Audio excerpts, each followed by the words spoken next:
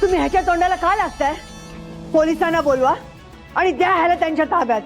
मीच फोन करते पोलिसांना. नाही मॅडम प्लीज, म्हणजे सॉरी मी तुम्हाला असं थांबवलं, पण पोलिसांना इथे बोलवून मला स्वानंदीची अजून बदनामी नाही करायची.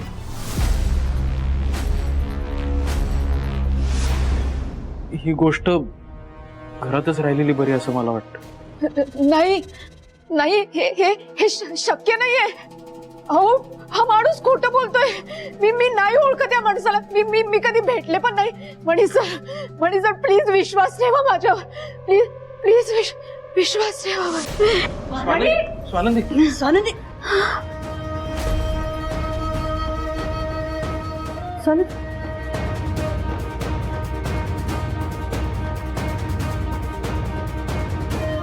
मणी सर हे सगळं खोटं आहे.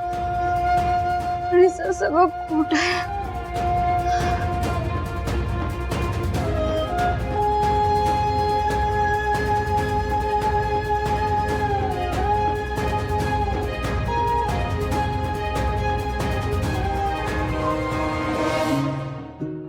चौकश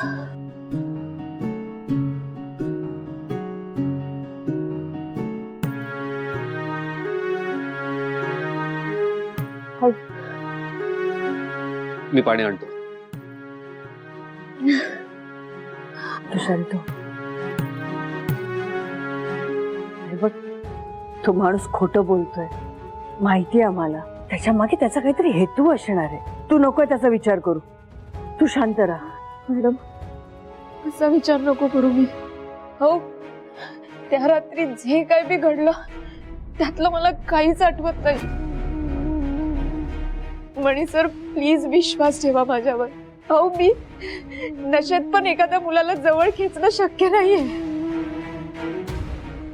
मी स्वप्नात पण असा विचार नाही करू शकत. नशेत करण्याचा तर संबंधच येत नाही. मी नाही ओळखत त्या माणसाला मॅडम. मी खरंच नाही ओळखत. मी त्याला कधीच भेटले नाही, कधीच पाहिलं नाही. मला नाही माहिती तो कोण आहे. मॅडम तुम्हाला आठवतंय मी तुम्हाला म्हणाले होते की त्या पार्टीच्या दिवशी मणी सरांनी मला हॉस्टेल बाहेर सोडलं होतं. मला काहीच नाही.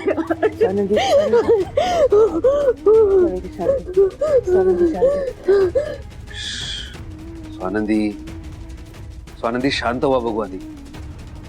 हे बघा मी काय सांगतोय ते नीट ऐका. माझा तुमच्यावर पूर्ण विश्वास आहे. तुम्ही आता खरं आणि खरंच बोलताय.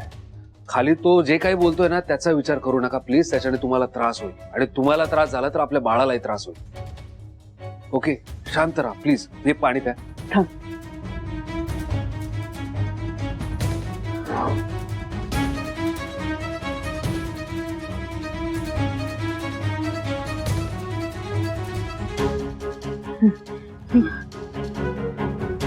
चौकश चौकश चौकश.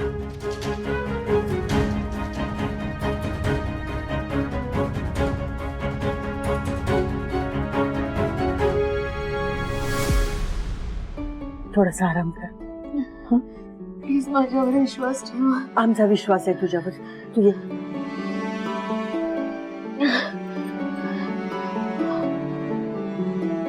प्लीज माझ्यावर विश्वास ठेवा.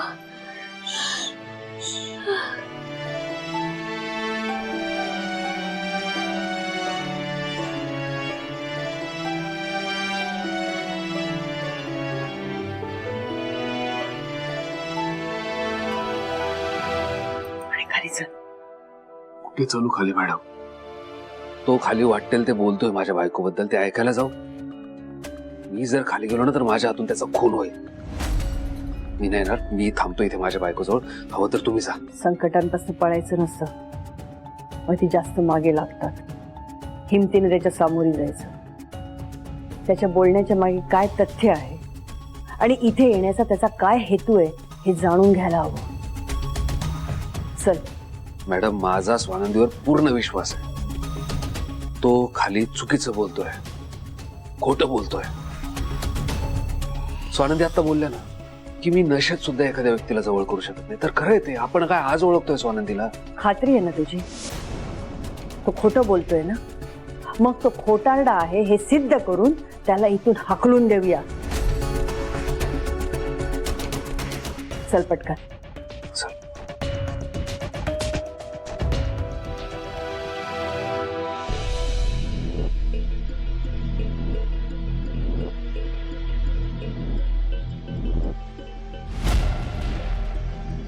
सुजित, स्वानंदी बरी असेल ना? तिला काही झालं नसेल ना?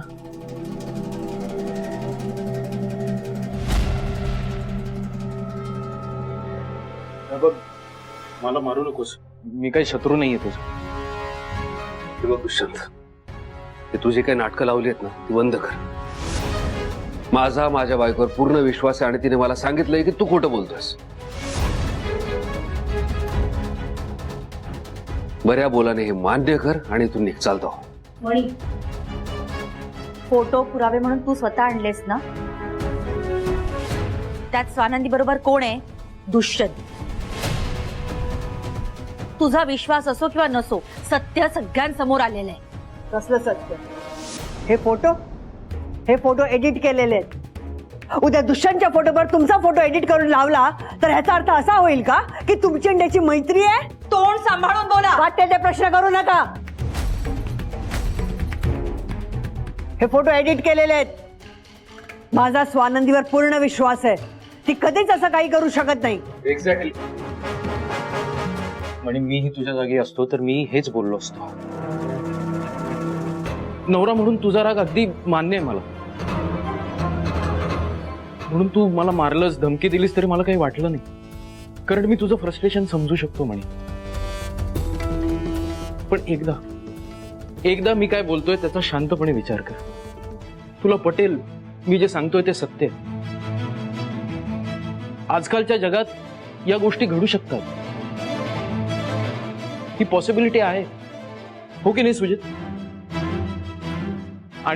आणि साधी गोष्ट आहे, मी जर गुन्हेगार असतो तर US वरून इथे आल्यावर मी शोधत स्वानंदीला इथे आलो असतो का? इथे आत्ता येऊन तुमच्या समोर हे सांगितलं असतं का की हाय, मी स्वानंदीचा गुन्हेगार आहे, मला पकडा आणि पोलिसांच्या ताब्यात द्या? Think about it. मी इतके महिने US ला होतो.